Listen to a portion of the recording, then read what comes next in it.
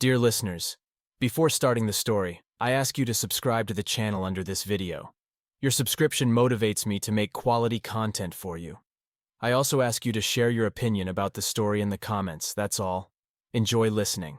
My name is John, and I'm 35 years old. I've been married to my wife Lisa, who is 32, for the past 7 years. We met in our mid-20s, fell madly in love, and got married after dating for a year. The first few years of marriage were pure bliss.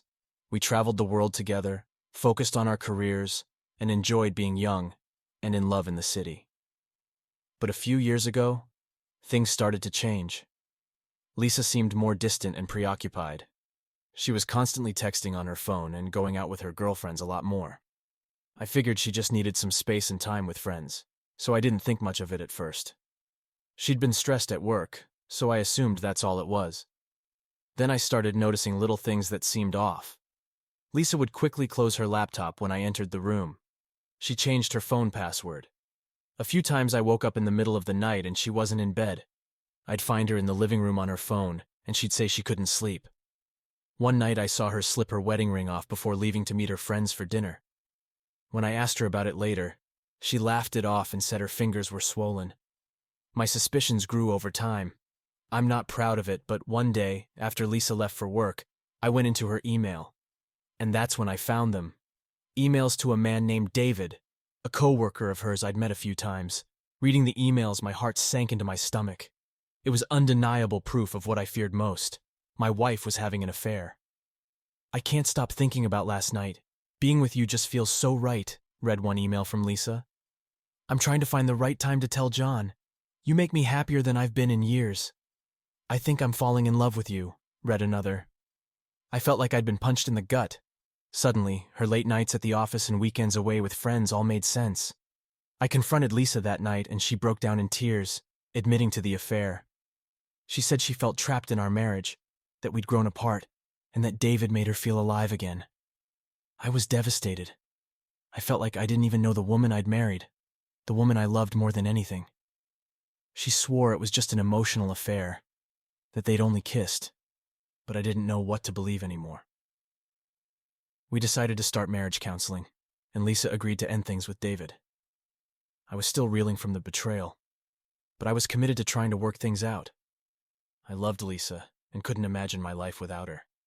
But every time she looked at her phone, every time she came home late, the doubts and mistrust would creep back in.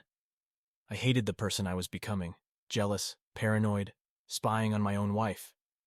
After a few months, I discovered Lisa and David were still secretly texting.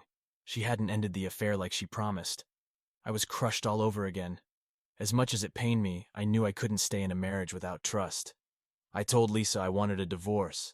She begged for another chance, said she'd finally cut David off for real, but I just couldn't do it anymore. I felt like I didn't even know her. The divorce was the hardest thing I've ever gone through. I felt like I'd lost my best friend, my partner and everything. I sunk into a depression, started drinking too much. Mutual friends took sides. It got ugly. Lisa and David started openly dating shortly after our divorce was finalized. On our wedding anniversary, I saw her post a picture with him on Facebook. I thought I'd hit rock bottom. But with time, therapy, and support from loved ones, I slowly started to heal. I focused on myself, rediscovered old hobbies, traveled, and even started dating again. It's been a few years now since everything happened. I'd be lying if I said it didn't still hurt sometimes. I truly thought Lisa was my soulmate, that we'd be together forever. I never imagined something like this could happen to us.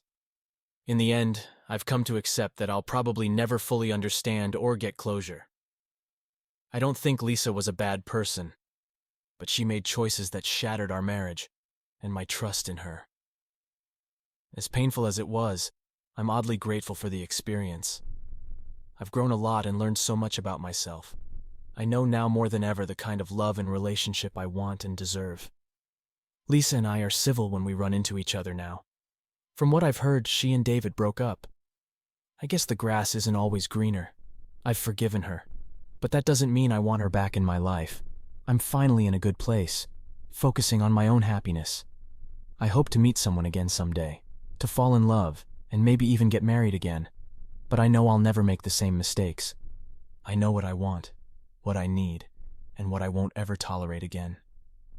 As terrible as it was, my wife's affair was the wake-up call I needed to become the man I am today. It's been 5 years since my divorce from Lisa.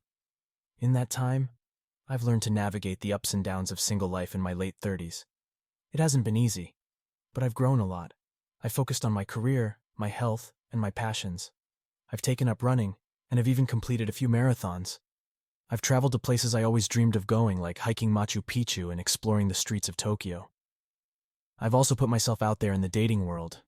It was daunting at first, going on first dates again after being married for so long. But I've met some incredible women. I had a year-long relationship with a woman named Sarah. She was kind, intelligent, and made me laugh. But ultimately, we wanted different things. She was ready for marriage and kids, and I just wasn't there yet. The breakup was hard, but we parted on good terms. I've also had my fair share of dating app disasters. There was the woman who showed up to our first date already tipsy, the one who spent the entire evening talking about her ex, and the one who forgot her wallet and left me with a $200 dinner bill. It's been a learning experience, navigating the modern dating landscape. But through it all, I've learned so much about myself and what I want in a partner. My therapist has been instrumental in helping me process my divorce and rebuild my self-esteem. I've worked hard to let go of the anger and bitterness I felt towards Lisa. I've accepted that I may never fully understand her choices, but I can choose how I let it affect me moving forward. I've also had to confront some hard truths about my own role in the breakdown of my marriage. I wasn't always the attentive, present husband I thought I was. I prioritized work over quality time with Lisa. I stopped putting in the effort to keep the spark alive. It doesn't excuse her affair, but I recognize now that we both contributed to the distance that grew between us. In a strange way, I'm grateful for the painful experience of being cheated on and going through a divorce. It shook me out of complacency and forced me to reassess my life.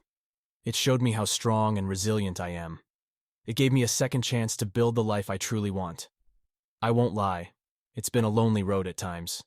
There are moments when the grief of losing the life I thought I'd have with Lisa still hits me. Anniversaries, holidays, seeing happy couples on the street. It can sting. But I've learned to sit with that discomfort, to feel it fully, and to then let it pass. I've also found solace in my friendships, both old and new. I've opened up to my buddies in a way I never did before. We've had some raw, vulnerable conversations about love, loss, and healing. I've learned the power of leaning on others and asking for help when I need it. I've even started volunteering at a local support group for people going through divorce. It's been cathartic to share my story and to hear from others who have walked a similar path. I've met some incredible people through the group. People who have shown me that there is life and love after heartbreak. As I look to the future, I'm hopeful. I'm in a good place, mentally and emotionally. My career is thriving. I have a wonderful circle of family and friends. And while I'm not actively seeking a relationship, I'm open to the possibility if the right person comes along. I've learned that love is a risk. It's putting your heart in someone else's hands and trusting them not to break it. It's a leap of faith. And while I got burned badly the first time around, I haven't given up on the idea of finding love again. But I know now to take my time, to really get to know someone before jumping in head first. I know to prioritize my own happiness and wholeness first. Lisa and I ran into each other recently at a mutual friend's wedding. It was the first time we'd seen each other in years. We were cordial, even friendly. We caught up on surface-level things, work, family, hobbies. But there was a clear boundary, a distance that hadn't been there before, even when things were good between us. As I watched her across the room, laughing with her date, I felt a twinge of something. Not quite sadness, not quite nostalgia, but a bittersweet acknowledgement of what we once had and lost. I realized in that moment that I truly wished her well. I hoped she had found happiness, even if it wasn't with me. When I got home that night, I reflected on how far I'd come. The man Lisa had cheated on, the man who had been shattered by divorce, he was a distant memory. In his place was someone stronger, wiser, and more at peace. Someone who knew his worth and wasn't afraid to be alone. Someone ready for whatever life had in store next. I know my story isn't unique. Infidelity and divorce are all too common. But I share this in the hopes that it might resonate with someone else going through a similar hell, to let them know that they aren't alone, that as cliche as it sounds, time really does heal, that there is life and love on the other side of betrayal. To anyone reading this who is in the thick of it, who feels like they can't possibly survive the pain of a cheating spouse and a broken marriage, hold on. Take it day by day, hour by hour, minute by minute if you have to. Surround yourself with support. Don't be afraid to feel your feelings. And most importantly, don't give up on yourself. You are so much stronger than you realize. I won't say I'm grateful for my wife's affair. I wouldn't wish that pain on anyone. But I am grateful for the lessons it taught me and the person it forced me to become.